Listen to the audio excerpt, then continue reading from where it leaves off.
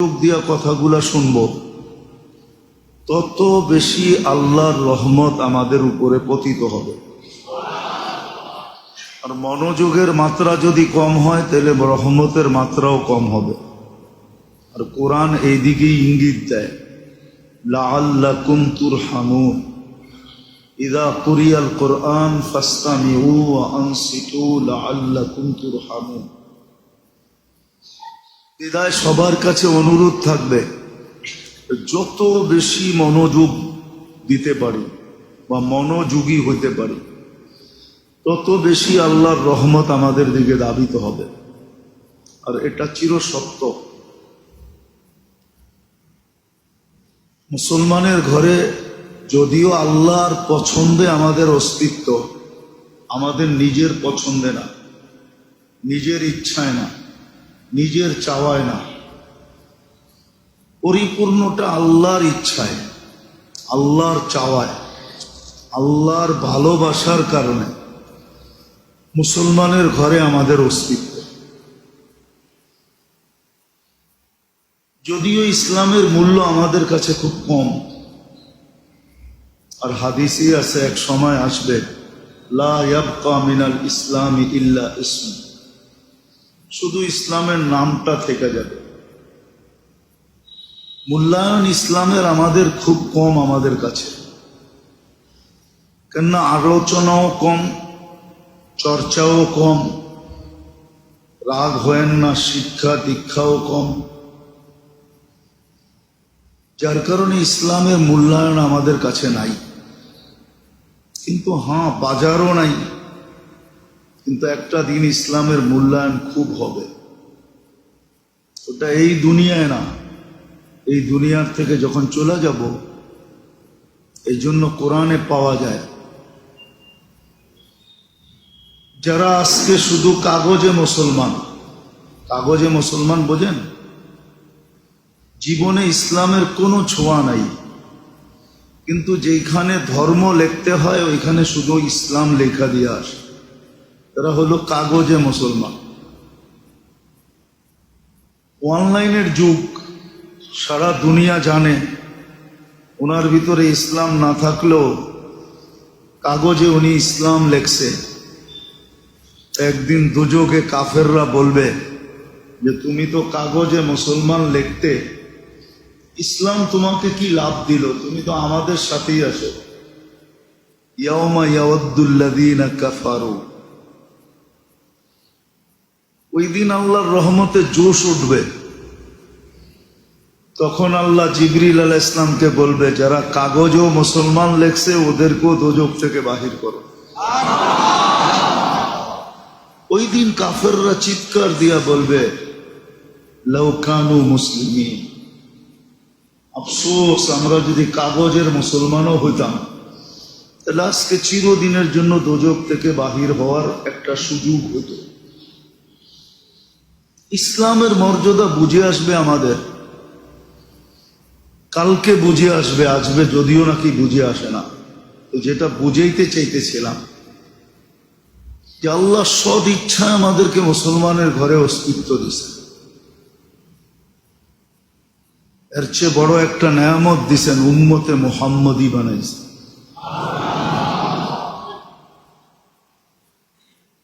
যার কারণে আমরা এত বেনিফিট পাইছি, এত লাভবান হয়েছি, যে সৃষ্টির ভিতরে কেউ এত বেশি লাভবান হয় নাই। শুধু এক দিক দিয়া না, উম্মত হিসাবে শুধু লাভবান না, আমরা শত কোটি দিক দিয়া লাভবান হয়েছি। যেটা বলতে গেলে এই অল্প সময়ের ভিতরে হবে না, মাসের পর মাস বললেও শেষ হবে কিনা আমার সন্দেহ আছে। যে আমরা উম্মতে মুহাম্মদী হওয়ার কারণে যে লাভবান হইলাম বা মূল্যায়িত হইলাম। দেখেন, এশারের নামাজ আপনি পড়ছেন, ঠিক না? এই নামাজ কিন্তু অন্য উম্মতের জন্য ছিল না, ছিল না? কিন্তু ওনারা এক ওয়াক্তের সওয়াবই পাইতো। আমরা কি এক ওয়াক্তের সওয়াব পাইছি? কয় ওয়াক্তের? 10 ওয়াক্তের, ঠিক না? কেন 1-10, 5-10 50। কয় ওয়াক্তের সওয়াব পেয়েছি? না, এটাও কম, এটাও ভুল। যারা একা একই পড়ছেন তারা 1-10 পাইছেন, আর যারা জামাতের সাথে পড়ছে এরা আরো 27 গুণ বেশি পেয়েছে। তাহলে এক ওয়াক্তে 270 ওয়াক্তের সওয়াব পেয়েছেন। কত? শুধু 270 ওয়াক্ত না, আবার অর্ধেক রাত পর্যন্ত ইবাদতের সওয়াবও পাইছেন। কেননা ফজর পড়লে পুরা রাত্র, তাহলে এশা পড়লে, ফজর পড়লে বাকি অর্ধেক, তাহলে পুরা রাত্রের সওয়াব হবে অর্ধেক রাত্রের সওয়াব হইল শুধু এশা পড়ার দ্বারা, ঠিক না? এই বেনিফিট আপনি কেন পাইলেন? উম্মতে মুহাম্মদী হওয়ার কারণে। কিন্তু বলেন আল্লাহর রসুলের মূল্যায়ন আপনার কাছে আমার কাছে কতটুকু আছে? এটা যে পাইলাম এক ওয়াক্তে 270 ওয়াক্তের সওয়াব। এশা পড়লাম না যে অর্ধেক রাত্র ইবাদত করলাম। যদি ফজরের আগে মৃত্যুও হয় তাহলে ঈমানের মৃত্যু হবে, বেঈমানের মৃত্যু এখানে কোনো সুযোগ নাই। কেননা এশারের নামাজটা ছিল এরকম নামাজ, আমি আমার ধারণায় বলতেছি আর কি, এটা যেন এমন নামাজ ছিল যে আল্লাহ বুঝাইতে চাইতেছে একটু পরেই তো ঘুমায়া যাবি, সকালে উঠলে না কথা হবে, না উঠলে তো আর কথা হবে না। নামাজ মানে কি? আল্লাহর সাথে কথা বলা। মুসল্লি ইউনাজি রব্বা, নামাজি আল্লাহর সাথে কথা বলে। আল্লাহ যেন বুঝাইতে চাইতেছে যে একটু পরেই তো ঘুমায়া যাবি, সকালে উঠলে না কথা হবে, না উঠলে তো আর কোনোদিন কথা হবে না, চল না দুইজনে একটু কথা বইলেই ঘুমাই। যদি চইলাও আসো তাইলে যেন আমি বলতে পারি আমার সাথে কথা বইলা আসছে, আমার সাথে কি।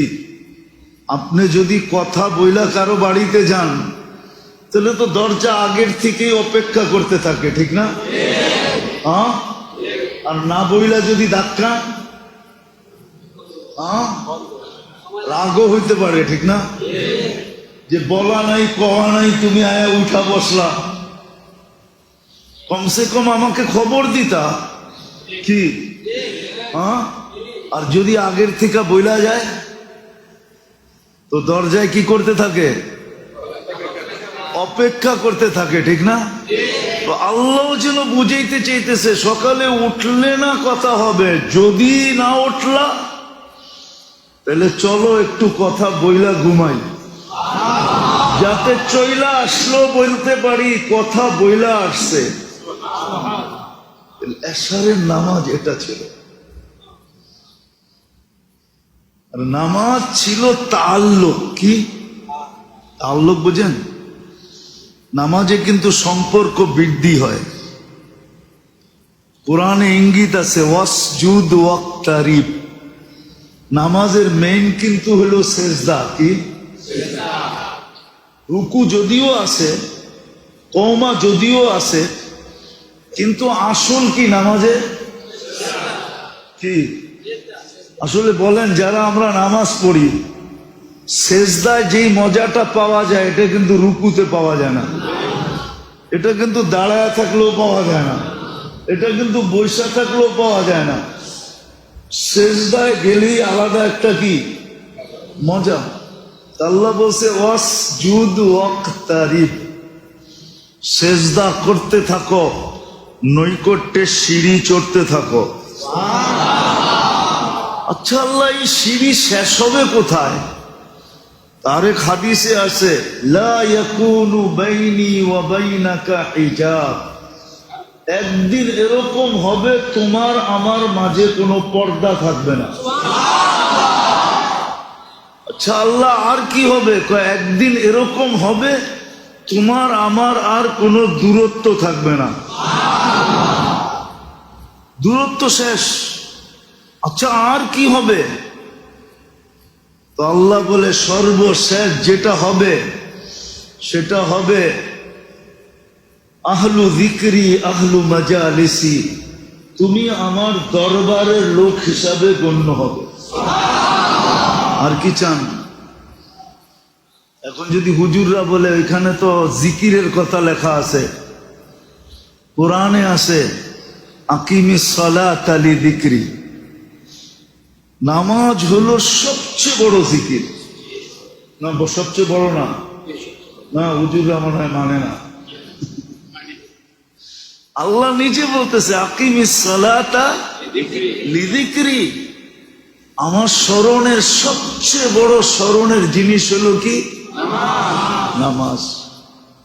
তো যেটা বুঝাইতেছিলাম যে আল্লাহ সব ইচ্ছায় মুসলমানের ঘরে অস্তিত্ব দিয়েছে, উম্মতে মুহাম্মদী বানায়া বেনিফিট দিছেন, লাভ দিছেন আমাদেরকে, এত দিছেন যেটা বইলা কয়া শেষ করা যাবে না। শুধু নামাজেরটা বলতে গেলেই অনেক লম্বা চলে যাবে, নামাজেরটা বলতে গেলেই কয়েক মাস বলতে হবে যে নামাজ দিয়ে কতটুকু আল্লাহ আমাদেরকে সম্মানিত করছেন, বেনিফিট দিছেন। এরকম প্রত্যেকটা বিষয় উম্মত হওয়ার কারণে ওলামা বলো কোন উম্মতকে এক রাত্র ৮৩ বৎসরের ইবাদত দিছেন, কিন্তু আমাদেরকে দিছেন এক রাত্র কয় বছর? লাইলাতুল কদর এক রাত্র ৮৩ বছর ৪ মাস। আর কিভাবে আপনাকে মূল্যায়ন করতো বলেন? আর কিভাবে করতো মূল্যায়ন? কিভাবে করলে আমরা খুশি হব? কিন্তু আমরা ওই রসুলের লাজ কতটুকু রাখলাম, ইজ্জত কতটুকু রাখলাম?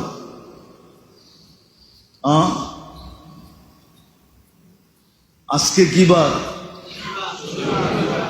গতকালকে কি বার গেছে? এখানে কে বলতে পারবে যে আমি শুক্রবারে ২০০ বার দুরূদ পড়ছি?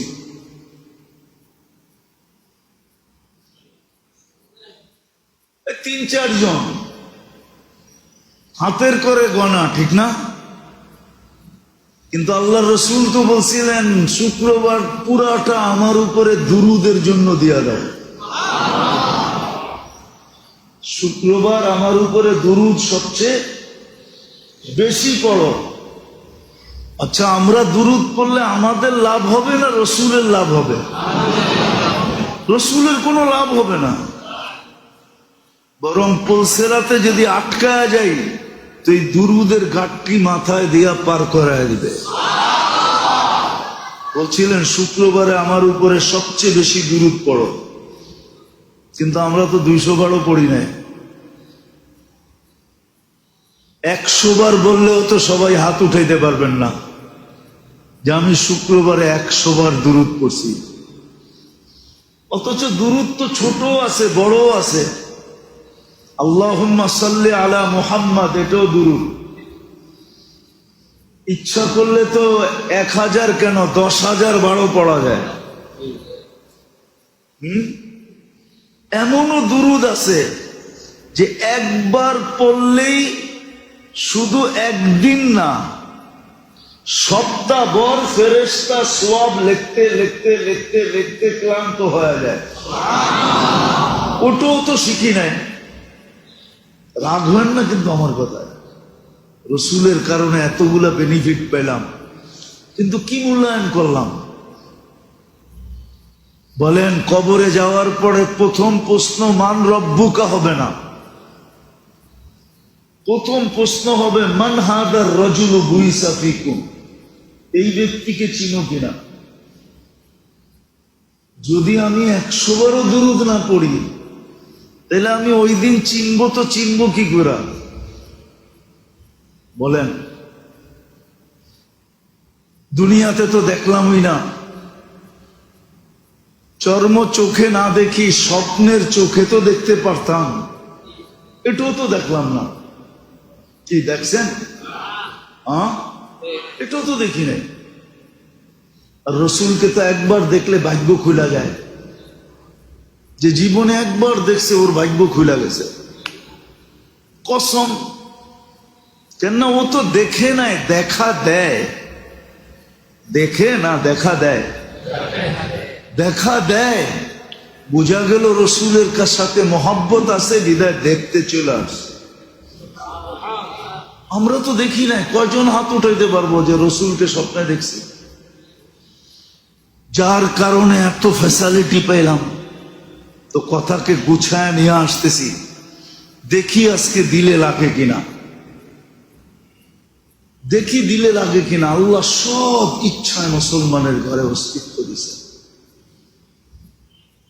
ভালোবাসা অস্তিত্ব দিছেন। আল্লাহ স্বয়ং নিজে নির্বাচিত করছেন মুসলমান হিসাবে। এই সিলেকশন বা এই নির্বাচন আল্লাহর পক্ষ থেকে। উম্মতে মুহাম্মদী হিসাবেও আল্লাহ আমাদেরকে নির্বাচিত করছেন। এই নির্বাচন আরো উচ্চাঙ্গের নির্বাচন। উম্মতে মুহাম্মদী হিসাবে নির্বাচন করছেন বাছাইকৃতভাবে। সব মানব জাতির ভিতর থেকে আপনাকে আমাকে বাছাই করছেন। ওয়াজতাবাকুম, বাছাই করছেন। আপনার আমার কাঁধে স্টার লাগায় দিয়েছেন, কুনতুম খায়রা উম্মা, তোমাদের চেয়ে দামি উম্মত, উত্তম কোন উম্মত নাই। ওই উম্মত হিসাবে আমাদেরকে অস্তিত্ব দিয়েছেন। দাবি আল্লাহর বেশি না, ছোট একটা দাবি, যে আল্লাহ বলেন সব কইরা দিছে। মুসলমান হিসাবে নির্বাচিত, উম্মতে মুহাম্মদী হিসাবে নির্বাচিত, আল্লাহর ছোট একটা দাবি আমাদের কাছে, কোনো লম্বা দাবি না। সবকিছু কিন্তু আল্লাহই করছেন। খুলা দিতে, খুলতে গেলে অনেক সময় চলে যাবে। শুধু অস্তিত্ব দেন নাই, আমাদেরকে কুদরত দিয়া সাজাইছেন। শুধু সাজান নাই, যতদিন দুনিয়াতে বেঁচে থাকবো দায় দায়িত্ব আল্লাহ নিজে নিছেন। শুধু দায় দায়িত্ব নেন নাই, 24 ঘন্টা আমাদেরকে সুরক্ষিত করতেছেন। 24 ঘন্টা লালন পালন করতেছেন। ভালোবাসা এতটুকু দিছেন, মুসলিম শরীফে তাকাইলে বোঝা যায় ভালোবাসা এতটুকু দিছেন। ভালোবাসা বিভিন্ন আঙ্গিকে বুঝেছে, আমি তোমাদেরকে কতটুকু ভালোবাসি। মানুষ তো দুনিয়ায় ভালোবাসা পাওয়ার জন্য পিছে পিছে ঘুরতে থাকে। যুবকদেরকে জিজ্ঞাসা করেন, ওরা ভালো বুঝবে। ভালোবাসা পাওয়ার জন্য পিছে পিছে ঘুরতে থাকে। কতবার যে জুতা দেখছে, তারপরও পিছে হাঁটতে থাকে। মনে হয় বুঝেন না, রাগ হলো না তোমরা? কতবার যে জুতা দেখাইছে, তারপরও পিছা ছাড়তেছে না, ঠিক না? হ্যাঁ, সত্য তো। হ্যাঁ, আবার 14 তারিখে আসলে জানও দিয়া দিতে চায়, ঠিক না? খালি ফুল দিয়া পোষে না, পারে না কলিজা বাইর করে বুনা করে খাওয়াইয়া আবার প্যাকেট করে বাড়িতে দিয়া দেয়, ঠিক না? এটা মানুষের ভালোবাসার জন্য। আল্লাহ কিন্তু আমাদেরকে ভালোবাসেন, প্রমাণ দিছেন যে সারা দুনিয়ার মাদের মমতা যদি এক করো, তার চেয়েও 70 গুণ বেশি আমি তোমাকে ভালোবাসি। এক মায়ের মমতা না, সারা দুনিয়ার মাদের মমতা যদি এক করো, তারপরও আমি 70 গুণ এর চেয়ে বেশি তোমাকে ভালোবাসি। ভালো যদি না বাসতেন, খোদার কসম 5 বেলা ডাকে, তারপরও মসজিদ জুমা ছাড়া ভরে না, ঠিক না? ভালো যদি না বাসতেন, জাগারটা জাগায় শেষ করে দিত, জাগারটা জাগায়। ফেরেশতা কিন্তু প্রতিদিন বলে আল্লাহ অনুমতি দেন না, আলা কুল্লা ইয়াউমিন ওয়াল মালাইকাতু ইস্তাযিনু রাব্বা, আলা কুল্লা ইয়াউমিন ওয়াল মালাইকাতু তাস্তাযিনু রাব্বা। প্রতিদিন ফেরেশতা বলে আল্লাহ অনুমতি দেন না, কি করবে? আন তুহলিকা ইবনা আদম, এগুলাকে মেরা ফেলবো। প্রতিদিন মাটি কিন্তু বলে আলা কুল্লা ইয়াউমিন ওয়াল আরদু তাস্তাযিনু রাব্বা। প্রতিদিন মাটি বলে আল্লাহ অনুমতি দেন না, কি করবে? আন আবতালিয়া ইবনা আদম ফি বাতনি, আমি মানুষকে পেটে নিয়ে নিব। আলা কুল্লা ইয়াউমিন ওয়াল বাহরু ইস্তাযিনু রাব্বা। সমুদ্র প্রতিদিন বলে আল্লাহ অনুমতি দেন না, কি করবে? আন তুগরিকা ইবনা আদম, আমি মানুষকে আমার তলদেশে নিয়ে আসবো। এদের প্রত্যেকের চাওয়ায় যুক্তি আছে, যুক্তি। আল্লাহ জিজ্ঞাসা করে এত রাগ কেন? সবই তো আপনার বক্ষণ করে, আবার আপনার বিরোধিতা করে, ডাকলেও আসে না।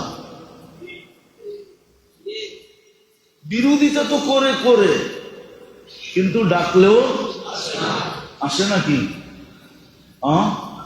উচিত তো ছিল আজান হইতে দেরি, পিপিলিকার মতো সবাই দল দইরা মসজিদে আসতে দেরি হতো না। চতুর্দিক থেকে মুসলমানের ভাঙ্গা পড়া দরকার ছিল। কেন? আল্লাহ ডাকে, যার হাতে আমার হায়াত, যার হাতে আমার মৌত, যার হাতে আমার জীবনের প্রত্যেকটা জিনিস, ওই আল্লাহ ডাকে। কিন্তু ভালোবাসে তো জমিন, ফেরেশতা, সমুদ্র চায়, আবার যুক্তিও দেয়। আল্লাহ সব আপনার, 24 ঘন্টা বক্ষণ করে আপনারটা, ব্যবহার করে আপনারটা, নাফরমানি আপনার। আর আমরা চোখ দিয়া শুধু দেখতে থাকবো। কিন্তু আল্লাহ জবাব দেয় কি জানেন? আল্লাহ জবাব দেয়, ইনকানা আবদুকুম ফাশানুকুম বি। বন্দা যদি তোমাদের হয় তো যার যা মনে চায় করতে পারো। ইনকানা আবদি, যদি বন্দা আমার হয় তাহলে খবরদার যদি চোখ উঠায় দেখলা, খবরদার। তারপরে আল্লাহ ভালোবাসার সমুদ্রের তরঙ্গ উঠায় দেখায়, ইন আতানি লাইলান কাবিলতু, ইন আতানি নাহারান কাবিলতু। রাত্রে যদি ফিরে আসে তো আমি বুকে জড়ায় নিব, দিনে যদি ফিরে আসে আমি বুকে জড়ায় নিব। ওমান আযামু মিন্নি জুহদাম ওয়া কারামা, আমার চেয়ে বড় দাতা কেউ নাই। তো যেটা বুঝাইতেছিলাম, আল্লাহর দাবি বেশি না, ছোট একটা দাবি, ছোট একটা দাবি। সব কিছু নিজের দায়িত্বে নিয়া, কসম খোদার মেরে দোস্ত, আল্লাহ যদি চায় আপনি এক শ্বাস নিতে পারবেন না, এক শ্বাস। নাইলে এই ইতিহাস কোনোদিন হতো না, এই ইতিহাস কোনোদিন হতো না যে আমাকে স্বাভাবিক শ্বাস নিতে দাও, আমার জীবনের সমস্ত সম্পত্তি, প্রপার্টি তোমাদের নামে লেখা দিই। এই কথাটা এখনো বাংলাদেশের মিডিয়ায় লেখা আছে। 2020-এ করোনা লগ্নে কোন শিল্পপতি বলছিল যে আমাকে স্বাভাবিক শ্বাস নিতে দাও, ডাক্তারদেরকে বলছিল তোমাদের নামে সব সম্পত্তি লেখা দিব। আমার বিশ্বাস ওই দিন যদি উনি বলতো, আল্লাহর কাছে হাত উঠে যদি বলতো যে আল্লাহ আমাকে স্বাভাবিক শ্বাস নিতে দেন, আমার সমস্ত সম্পত্তির অর্ধেক সম্পত্তি আপনার নামে দিয়া দিব, আমার মনে হয় আল্লাহ স্বাভাবিক শ্বাস নিতে দিত। আপনি বলেন প্রমাণ? আমি আরেক জায়গা থেকে প্রমাণ দিতেছি। যখন কারুন মাটির নিচে ডুবতে ছিল, মাটির নিচে দোষতে ছিল, তখন মুসা আলাইহিস সালামকে বারবার বলতেছিল, মুসা আমাকে বাঁচা, তুমি না আমার খালাতো ভাই। তো যখন পুরা মাটির ভিতরে দৈসা গেছে, আল্লাহ বলছে মুসা যদি আমার কাছে একবার চাইতো তো আমি বাঁচায়া দিতাম। চাইছে তো তোমার কাছে, আমার কাছে তো চায় নাই। ফেরাউন যখন ডুইবা মরতে ছিল তা আল্লাহ বলতেছিল মুসা বলছে তো আমান্না বিরব্বি মুসা ওয়া হারুন, যদি ডাইরেক্ট আমার উপরে ঈমান আনতো তাহলে আমি এই মুহূর্তে বাঁচায়া দিতাম। তাহলে অনেক ক্ষেত্র হয় ডাইরেক্ট আল্লাহর কাছে চাইলে আল্লাহ কইরা দেয়। তো যেটা বুঝাইতেছিলাম, আল্লাহর দাবি বেশি না আমাদের কাছে, শুধু একটা ছোট্ট একটা দাবি, আতিউল্লাহ, আল্লাহকে মানো, আল্লাহকে মানো। কিন্তু এখানে একটা প্রশ্ন চলে আসে যে আপনাকে মানবো তো মানবো কি কইরা? লা তারা কাল উয়ুন, আপনাকে তো চোখে দেখা যায় না। ওয়ালা তুখালিতুকা দুনুন, আপনাকে তো ধ্যান ধারণায় আনা যায় না। ওয়ালা ইয়াসিফুকাল ওয়াসিফুন, আপনার বর্ণনা দিয়ে তো শেষ করা যায় না। আপনি তো শুধু আল্লাহ না, আপনি তো রহমান, আপনি তো রহিম, আপনি তো মালিক, আপনি তো কুদ্দুস, আপনি তো সালাম, আপনি তো মুমিন, আপনি তো মুহাইমিন, আপনি তো আজিজ, আপনি তো জব্বার, আপনি তো মুতাকাব্বির, আপনি তো খালিকুল বারিউল মুসাব্বিরুল গফফারুল কহ্হারুল ওয়াহাবুর রাজ্জাকুল ফাত্তাহুল আলিমুল কাবিদুল বাসিতুল খাফিদুল রাফিউল মুইজ্জুল মুদিল্লুস সামিউম বাসীরুল হাকামুল আদলুল লতীফুল খবীরুল হালিমুল আযীমুল গফুরুশ শাকুরুল আলিয়ুল কবীরুল হাফিজুল মুকিতুল হাসিবুল জলিলুল করিমুর রকিবুল মুজিবুল ওয়াসি الحكيم الودود المجيد الباعث الشهيد الحق الوكيل القوي المتين الولي الحميد المعصي المبدي المعيد المحيي المميت الحي القيوم الواجد الماجد الواحد الأحد الصمد القادر المقتدر المقدم المؤخر الأول والآخر الظاهر والباطن الوالي المتوالي البر التواب المنتقم العفو الرؤوف مالك الملك ذا الجلال والإكرام المقسط والجامع والغني والمغني المانع الدار النافع النور الهادي البديع الباقي الوارث والرشيد الصبور জল্লে জালালু, আপনি তো 99 পদের মালিক। আপনাকে মানবো তো মানবো কি করে? যদিও দাবি এক অক্ষরে, রাতিউল্লাহ, দাবি 2 অক্ষরে দাবি, 2 শব্দে দাবি, আতিউল্লাহ, আতিউ আল্লাহ, 2 শব্দের দাবি, কিন্তু মানবো কি করে? দাবি আল্লাহর এতটুকুই যে সব করে দিছি, শুধু আমাকে মাইনা দেখায় দাও। যুবক যদি মাইনা দেখাইতে পারো তো তোমাকে ওইখানে উঠাবো যে ওইখানে সৃষ্টির ভিতরে কারো উঠার ক্ষমতা নেই, তোমাকে ওইখানে উঠাবো। দুনিয়ালার আর প্রমোশন কতটুক দিবে? এক জায়গায় যায় স্টপ হয়ে যাবে, এক জায়গায় যায় দেখা যাবে পদই নাই, এর উপরে কি নাই? পদই নাই। আরেক জায়গায় যায় দেখা যাবে তোমার বয়সও নাই, ঠিক না? কি সরকারি রিটায়ার্ডের বয়স কত? 60 বছর। আচ্ছা 60ই মেনে নিলাম, কিন্তু বহুত পাওয়া যাবে সরকারি চাকরিজীবী এখনো বেঁচে আসে 80 বছর বয়স লয়ে, ঠিক না? কিন্তু সরকার কি বলে? তোমার আর কি নাই, কি নাই? বয়স নাই, ঠিক না? আচ্ছা বলেন, বাংলাদেশে কি প্রেসিডেন্টের উপরে পদ আছে নাকি? তাহলে বুঝা গেল এর উপরে কি নাই, আরেকটা বয়স নাই। কিন্তু আল্লাহ বলে, যুবক মাইনা দেখা, তোকে উঠামু কোথায়? যেখানে কারো পৌঁছার ক্ষমতা নাই। একটা 2টা দেখাই, আল্লাহ বলে ওইখানে উঠাবো। ইন্নী উবাহি বিহিল মালাইকা, আমি তোকে নিয়ে ফেরেশতাদের উপরে গৌরব করব। ফেরেশতাদেরকে দেখায় দেখায় গৌরব করব, দেখ যুবক রে, দেখ। অথচ বয়স কতটুক? যৌবন, মাত্র যুবক, মাত্র যুবক। মর্যাদা কোথায়?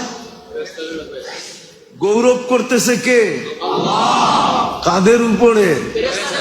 ফেরেশতাদের উপরে। এ তো একটা দেখাইলাম,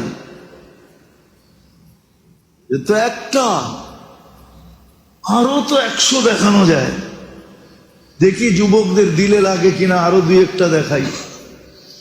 আল্লাহ বলে লাউলা শাবাবা খুশা, যেই যুবক আল্লাহকে রাজি করলো, ওকে দেখায় দেখায় আল্লাহ বলে লাউলা শাবাবা খুশা, এই যুবক যদি না থাকতো লাজালতু সামা হাদিদা, আকাশ বহুত আগে লোহার, অল আরদা সাফসাফা, জমিন বহুত আগে তামার, অল আরদা রামাদা, মাটিগুলা বহুত আগে বালু, ওমা আনজালতু মিনাস সামাই কাতরা, আকাশ থেকে বৃষ্টির একটা ফোঁটা না, ওমা আম্বাত্তু মিনাল আরদি হাব্বা, জমিন থেকে শস্যের একটা দানা না।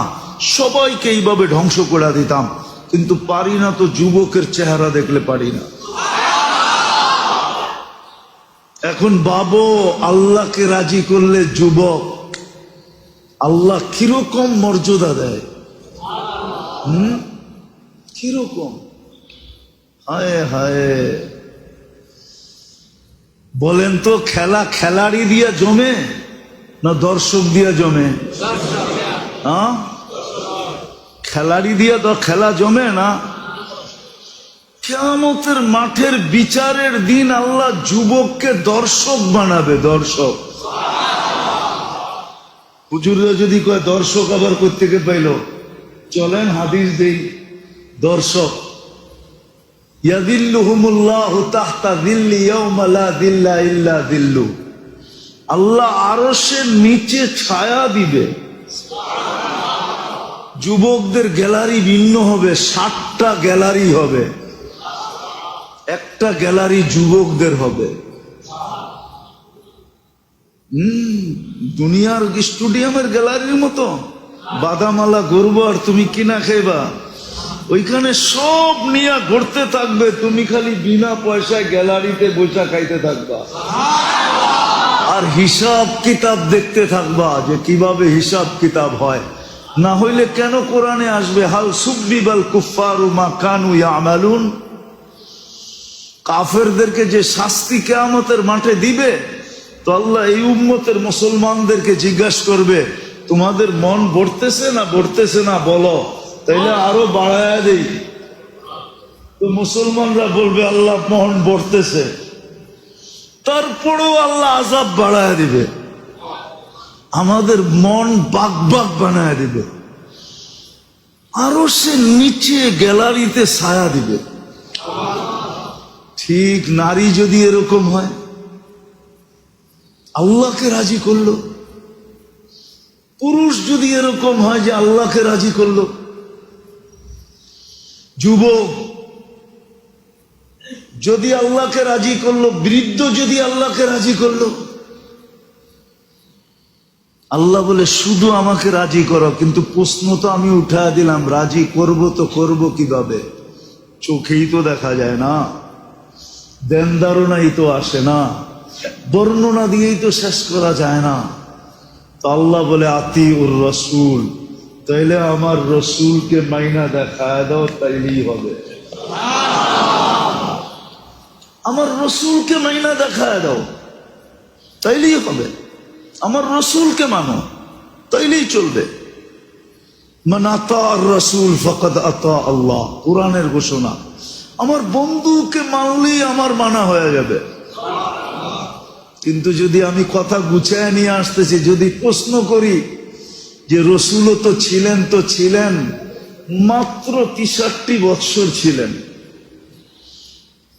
নবুয়তের ঘোষণার পর থেকে নিয়ে মাত্র 23 বৎসর ছিলেন, উনিও তো চলে গেলেন, উনিও তো চলে গেলেন, মাত্র 23 বৎসর ছিল। আমি ওই ইখতিলাফে যাইতেছি না, মতানৈক্যে যাইতেছি না, হ্যাঁ এটা সত্য, আমাদের রসুল নবী হিসাবে, রসুল হিসাবে নির্বাচিত সমগ্র সৃষ্টিরও হাজারো না হাজারো বৎসর আগে নির্বাচিত, সৃষ্টিরও সমগ্র সৃষ্টিরও হাজারো বৎসর আগে নির্বাচিত, প্রেরিত সবার শেষে, অস্তিত্ব সবার শেষে, প্রেরিত সবার শেষে, নির্বাচিত সবার আগে, প্রেরিত ঘোষিত হলো 40 বছর 10 দিন 6 মাস 10 দিন, যেই দিন ওই দিন ঘোষিত হয়েছে। ঘোষিত বোঝেন, ঘোষণা দেওয়া হয়েছে। তো রাসূলুল্লাহ সাল্লাল্লাহু আলাইহি ওয়াসাল্লামকে মাত্র ঘোষণা দেওয়ার 23 বছর দুনিয়াতে ছিলেন। কত? দুনিয়ার থেকে চলে গেছেন, ঠিক না? যদিও কথা সত্য, আমার বন্ধুকে মানলেই হবে, কিন্তু বলবেন 23 বছর পরে তো উনি চলে গেলেন, ঘোষণার 23 বছর পরে, তো ওনার জীবনটাকে সুরক্ষিত করলো কে? তো আল্লাহ বলে, সুরক্ষিত করার জন্য আমরা কিছু লোককে নির্বাচিত করছি। আওরাসনাল কিতাব আল্লাযী ভালো মতে শোনেন কিন্তু, আওরাসনাল কিতাব আল্লাযী নাস্তাফাইনা মিন ইবাদিনা, কিয়ামতের সকাল পর্যন্ত আমরা কিছু লোককে নির্বাচিত করব। তারপরে এদের কাছে আমার বন্ধুর সব কিছু সুরক্ষিত থাকবে। তোমরা যদি আমার বন্ধুকে মানতে চাও আর তাকে মানার মাধ্যমে যদি আমার মানার দাবিকে পুরা করতে চাও, তাহলে কিয়ামতের সকাল পর্যন্ত তোমাদের জন্য ঘোষণা হলো ও উলুল আমরি মিনকুম, কিয়ামতের সকাল পর্যন্ত তোমরা হক্কানি আলেমদের পিছে চলতে থাকো, আল্লাহ ওয়ালাদের পিছে চলতে থাকো, হক্কানি আল্লাহ ওয়ালা হক্কানি আলেমদের পিছে চলতে থাকো, উলুল আমরি মিনকুম, কেননা এদের কাছে আমার বন্ধুর সব সুরক্ষিত আছে। কি বলেন? নাই? সব সুরক্ষিত আছে, একটা জিনিসও হারায় যায় নাই। গাদার নাম পর্যন্ত হারায় নাই, ঘোড়ার নাম পর্যন্ত হারায় নাই, তলোয়ারের নাম পর্যন্ত হারায় নাই। আল্লাহ রসুলের ব্যবহৃত প্রত্যেকটা জিনিস কিচ্ছু হারায় নাই, সব সুরক্ষিত আছে। কাদের কাছে? হক্কানি আলেমদের কাছে। আপনি যদি রসুলকে মানার মাধ্যমে আল্লাহর মানার দাবিকে পুরা করতে চান, তাহলে কিয়ামতের সকাল পর্যন্ত আপনাকে হক্কানি উলামাদের পিছনে চলতে হবে, হক্কানি আল্লাহওয়ালাদের পিছনে চলতে হবে। আপনি যদি বলেন না আমি গুগল দেখা চলবো, আপনি চলতে পারেন। মাঝে মাঝে আমরাও গুগল দেখা চলি, মাঝে মাঝে দেখা যায় গুগল নিয়ে খালে নামায় দিছে। কিসে? বিশ্বাস হয় না মনে হয় আপনাদের, ঠিক না? হ্যাঁ, হয় না মনে হয়? আরে না, আরে না, এই কয়েকদিন আগে আমি 18 তারিখে আসছি, 18 তারিখে আসছি, আসার পরের দিন 19 তারিখে আমার প্রোগ্রাম ছিল। 19 তারিখে আমার প্রোগ্রাম ছিল মনে হয় সিরাজদি খান, আর না টঙ্গী বাড়িতে। আমি রাত্রে যখন ফিরতেছিলাম, আমি আইসা উঠবো কোন দিক দিয়া? নিমতলা দিয়া। গুগল দিয়া সার্চ দিছি, গুগল আমাকে নিয়ে যাইতে যাইতে যাইতে ওই রাস্তায় নিয়ে গেছে, কেননা নিমতলা খাল পারেলি নিমতলা, কিন্তু কোনো ব্রিজ নাই। খাল পারেলে কি, কিন্তু আমাকে নিয়ে গেছে খালের পাড়ে। এই জন্য আমি বললাম যে গুগল মাঝে মাঝে কি করে খালের পাড়ে নিয়ে যায়, কিন্তু ব্রিজ গাড়ি কি খালে নামাম নাকি? আবার ঘুরে আসছি। এখন দ্বিতীয়বার যখন আবার সার্চ দিছি তখন গুগল রাস্তা দেখাইছে এদিক দিয়া যাও, কিন্তু তোমাকে 12 কিলোমিটার ঘুরতে হবে। কিন্তু তারপরও রাস্তা আছে, তারপরও কি আছে? আগেরটা কি ছিল? শর্ট ছিল, কিন্তু কি ছিল? খাল। নামলে আমিও যেতাম, গাড়িও যেত, ঠিক না? মেরে দোস্ত, আমি যেটা বুঝাইতে চাইতেছি আপনাদেরকে, যে আল্লাহ আমাদেরকে মুসলমান হিসাবে অস্তিত্ব দিয়েছেন, উম্মতে মুহাম্মদী বানাইছেন, খোদার ওয়াস্তে আমার কথা মানেন। আল্লাহর ছোট দাবি হলো আল্লাহকে মানো। আর মানার জন্য আমি প্রশ্ন উঠায়া দিলাম, আল্লাহ প্রশ্ন মাইনা নিলেন, বলছে আমার বন্ধুকে মাইনা দেখায় দাও। আমার বন্ধুকে মানবে, আমার মানা হিসাবে আমি মাইনা নিব। কিন্তু বন্ধুকে মানবো তো মানবো কি কইরা? উনি তো 23 বছর পরে দুনিয়ার থেকে চলে গেছেন। কোথায় 23 বছর পরে, আর কোথায় আমরা 1500 বছর পরে? আমরা মানবো তো মানবো কি কইরা? তো আল্লাহ বলে আমি নির্বাচিত করছি, বন্ধুর মানার দ্বারা আমার দাবি পূরণ হবে। এই জন্যই কোরআন ঘোষণা দিয়েছেন কিয়ামতের সকাল পর্যন্ত হক্কানি উলামাদের অস্তিত্ব থাকবে। হক্কানি উলামাদের অস্তিত্ব থাকবে। এদের পিছে চলো, গুগলের পিছে চলো না। গুগলের পিছে যদি চললা, তাহলে হইতে পারে গুগল তোমাকে খালেও নামাইতে পারে, তোমাকে নদীতেও নামায়া দিতে পারে, এমনকি গুগল তোমাকে আফ্রিকার জঙ্গলেও ঢুকাইতে পারে। আমি দুনিয়া ঘুরে বলতেছি। আমি জুলাইয়ের 18 তারিখে গেছি দেশ থেকে, আসছি এই মাসের 18 তারিখে। আমার 4 দেশ সফর ছিল, ইংল্যান্ড, কানাডা, মিশর, সৌদি আরব, ওমরা করে তারপরে আমি ফিরছি। আবার আমি 12 তারিখে যাব। আমার কোরিয়া সফর আছে। আমি ঘুরা বলতেছি, গুগল দেখা মাঝে মাঝে দেখছি জঙ্গলও নিয়ে যায়। এই জন্য হক্কানি আলেমদের পিছে চলেন। হক্কানি আলেমদের কাছে, আল্লাহওয়ালাদের কাছে সুরক্ষিত আছে। আর আমি দুনিয়া বুড়া বলতেছি, আমি তর্ক বিতর্কের জন্য বলতেছি না। জমিনকে আল্লাহ 4 ভাগে ভাগ করছে। কয় ভাগে? আপনি সার্চ দিয়ে দেখেন, জমিন 4 ভাগে বিভক্ত। কিছু জমিন পাবেন শুধু মরু আর মরু। সাহারার মরুভূমি কোত্থেকে শুরু হয়েছে জানেন? আমি 2 বার গেছি। মিশর থেকে শুরু হয়েছে সাহারা মরুভূমি, মরিতানিয়া আটলান্টিকের পাড়ে যায় শেষ হয়েছে। কোথায় মিশর, কোথায় মরিতানিয়া?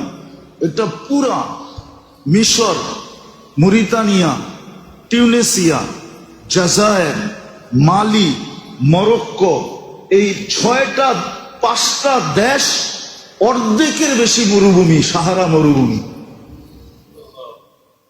আইনুস সাহারা বলে আরবিতে। মরুভূমির চৌক আছে, চৌক। ওই চৌক হইল মরিতানিয়ায়। আমি নিজে সফর করছি, 2 বার করছি। প্রথম জমিন হইল সাহারা, মরু। দ্বিতীয় জমিন হইল জিবালি, পাহাড় আর পাহাড়। সৌদি আরবে যেদিকে যাবেন ওইদিকেই পাহাড় আর গেছেন? যারা চাকরি করে ওদেরকে জিজ্ঞেস করেন, পাহাড় আর পাহাড়, সবুজহীন পাথরের পাহাড়। আর আরেকটা হলো জমিন বাহারি, সমুদ্র আর সমুদ্র। কি আমেরিকা কানাডার 2 দিকে কি সমুদ্র না? একদিকে আটলান্টিক, একদিকে প্রশান্ত। ইন্দোনেশিয়া 17,800 দ্বীপ। আমি 4 বার গেছি, 4 বার না 6 বার গেছি। এখানে পানি আর পানি, শত শত হাজার হাজার দ্বীপ। তো কিছু আছে যেটাকে বলে বাহারি, সমুদ্র মাতৃক দেশ। কি? আমি এমন দেশও দেখছি সমুদ্র মাতৃক, ঘুরতে 2.5 ঘন্টা লাগে। কত? আমি নিজে ঘুরছি। মরিশাস ঘুরতে লাগে 2 ঘন্টা গাড়ি দিয়া পুরাটা। রিউনিয়ন ঘুরতে লাগে 2.5 ঘন্টা পুরাটা। এরকম আরো ছোট ছোট দ্বীপ আছে। আর তৃতীয় জমিন হইল সমতল। কি কি সেটা হলো আমাদের দেশ সমতল, ইন্ডিয়া সমতল, পাকিস্তান সমতল। জমিনকে আল্লাহ 4 ভাগে ভাগ করছে, আর 4টার ভিতরে মানুষ থাকে। এক একটা সংস্কৃতি আরেকটার সাথে মিলবে না। আমি ঘুরা বলতেছি আপনাকে, একটা সংস্কৃতি আরেকটার সাথে মিলবে না। আপনি এইখানে যেরকম জীবনযাত্রা, মরুভূমিতে এরকম জীবনযাত্রা কোনোদিন সম্ভব না, কোনোদিন সম্ভব না। আমাদের দেশে যে জীবনযাত্রা, মরুভূমিতে এই জীবনযাত্রা সম্ভব না। আমি 18 তারিখে আসতেছিলাম, 2 ঘন্টা আমার ফ্লাইট ডিলে ছিল। আমি জিজ্ঞেস করলাম, কাছের লোক ছিল সবাই পরিচিত, তা আমি জিজ্ঞেস করলাম কেবিন ক্রুকে যে 2 ঘন্টা ডিলে কেন? দুলু জ্বর চলতেছে এই জন্য 2 ঘন্টা ডিলে। কি দুলু জ্বর চলতেছে?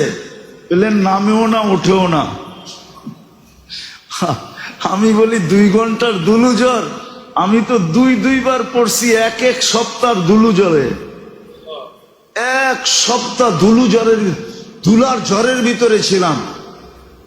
শুধু বাহিরে 1 ইঞ্চি দেখা যায় না, ঘরের ভিতরে বন্ধ ছিলাম, জানলা কপাট সব বন্ধ করা, কিচ্ছু দেখা যায় না। 1 সপ্তাহ পরে ফ্লাইট চালু হয়েছে, 1 সপ্তাহ ডিলে হয়েছে আমার। আমি 2 বার পড়ছি, 2 বার। অবশ্য আকাশে ছিলাম না, জমিনে ছিলাম। দুলুজর শুরু, এটা হলো মরুভূমির ভিতরে। এটা এই জন্যই বলতেছিলাম যে ওই সমস্ত দেশে চলার জন্য আপনি গুগল দিয়ে চলতে পারবেন না, ওলামাদেরকে জিজ্ঞেস করে চলতে হবে। আমি কি করব এখন বলেন? আপনি গুগল দিয়ে চলতে পারবেন না, কসম খোদা। ওই মরুভূমিতে যদি আপনি অবস্থায় পড়ে গেলেন, তাহলে আপনাকে গুগল দিয়ে আপনি চলতে পারবেন না। আপনাকে ওইখানের আলেমদেরকে জিজ্ঞাসা করতে হবে আমি কিভাবে চলবো। আলেমরা বলবে এইভাবে চলো, তাইলে আপনি বাঁচবেন, নাইলে মরে যাবেন। সমুদ্রিক মাত্রিক দেশ, ওইখানে যদি আপনি অবস্থার শিকার হয়ে যান, ওইখানে কয়েকদিন থাইকা যান।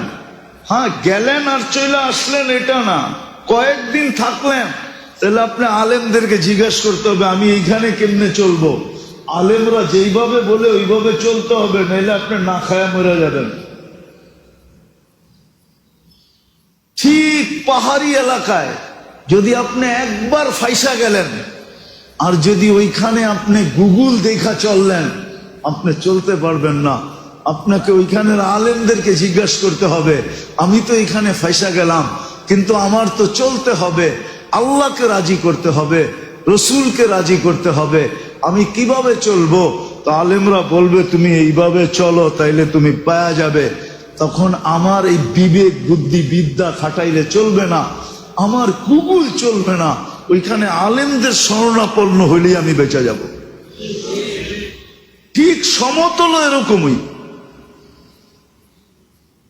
এই জন্যই 4 ভাগে বিভক্ত করছেন। 4 ভাবে বিভক্ত করছেন। এই জন্য জমিন দেখা, জমিনের ভৌগোলিক অবস্থা দেখা। আমি সফর করছি তো, আমি 2 বার গেছি। আল্লাহ কথা বলে বাচ্চাদের সাথে, 40,000-এর উপরে হেফজোখানা। ওই দেশ কোনোদিন বিপর্যয়ের শিকার হয় না, আর কোনোদিন হবেও না। দুনিয়া ভাবছিল কি না কি হয়ে যাবে, আলহামদুলিল্লাহ আস্তে আস্তে কুছায়া উঠতেছে, ঠিক না? হ্যাঁ, বাংলাদেশে কোনোদিন বিপর্যয় হবে না। শুধু এই মসজিদ, যেটা বুঝাইতেছিলাম, এই মসজিদের কারণে, এই মাদ্রাসার কারণে, এই আল্লাহওয়ালাদের কারণে, এই হক্কানি আলেম ওলামাদের কারণে।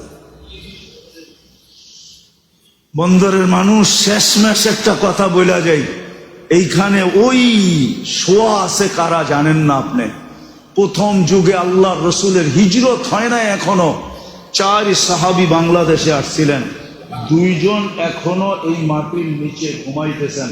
একজনের নাম হলো কাসেম ইবনে হুযাইফা, দ্বিতীয় জনের নাম হলো উরওয়া ইবনে সাসা। 2 সাহাবী এখনো এই মাটির নিচে ঘুমাইতেছেন। কোথায় ঘুমাইতেছেন আমি জানি না। এটা ইসলামের প্রথম যুগের কুরবানি এরা দিয়ে এখানে ঘুমায় গেছে। আপনি জানেন না এই মাটির নিচে কি আছে। এই জন্য কোনোদিন বিপর্যয় হয় না, আর কোনোদিন হবেও না ইনশাআল্লাহ। যদি আমরা আলেমদের সাথে চলি, পিছে চলি, জিজ্ঞাসা করা চলতে থাকে। চলবেন তো? নামাজ ছাড়বো না ইনশাআল্লাহ। পাক্কা ওয়াদা?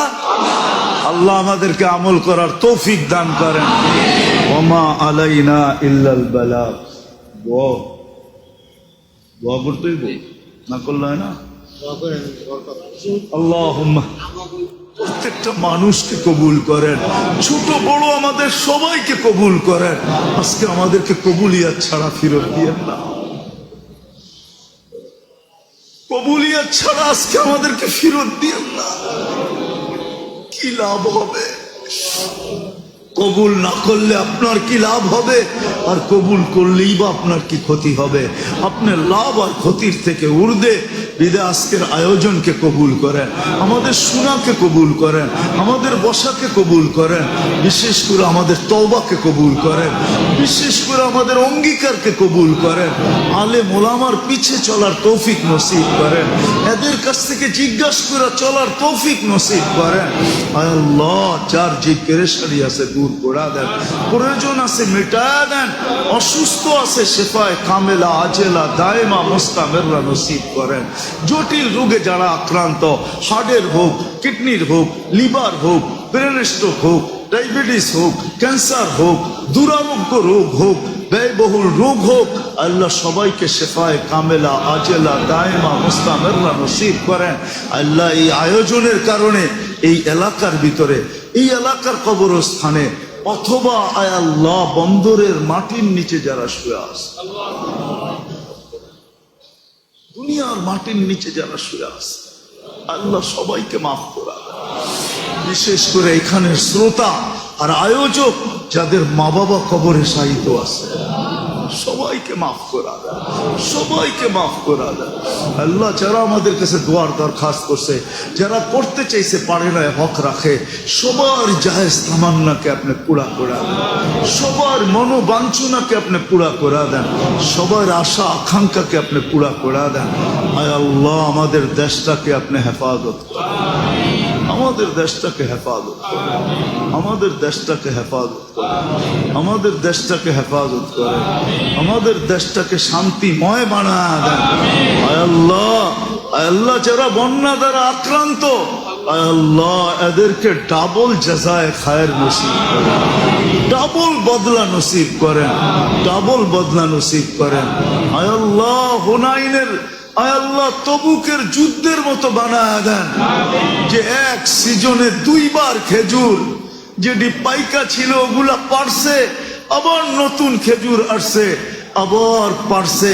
আয় আল্লাহ বন্যাত্র এলাকার ভিতরে আপনি এরকম দিয়া দেন যে এদের যা ক্ষতি হয়েছে এটা পূরণ হওয়ার পরেও আয় আল্লাহ এরা খুশিতে বাগ বাগ হয়ে গেছে।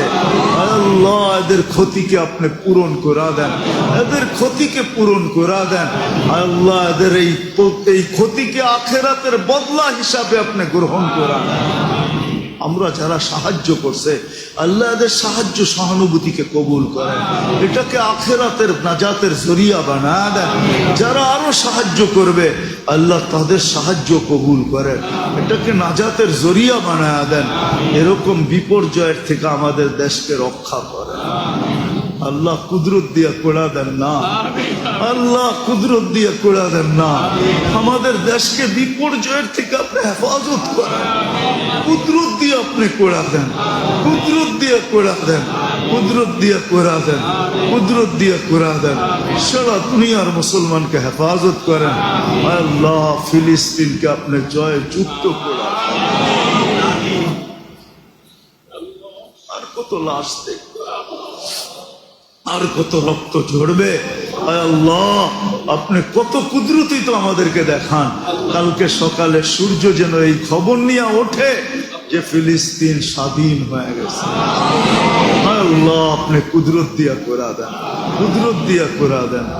আরো অনেকের মনের যা আশা আছে, আয় আল্লাহ সমস্ত আশাকে আপনি পুরা করা দেন। যা চাইতে পারলাম তাও দেন, যা চাইতে পারলাম না তাও দেন। ওয়াসাল্লাল্লাহু তাআলা আলা খায়রি খালকি মুহাম্মাদি ওয়া আলিহি ওয়া আসহাবিহি আজমাইন বিরহমাতিকা ইয়া আরহামার রাহিমিন।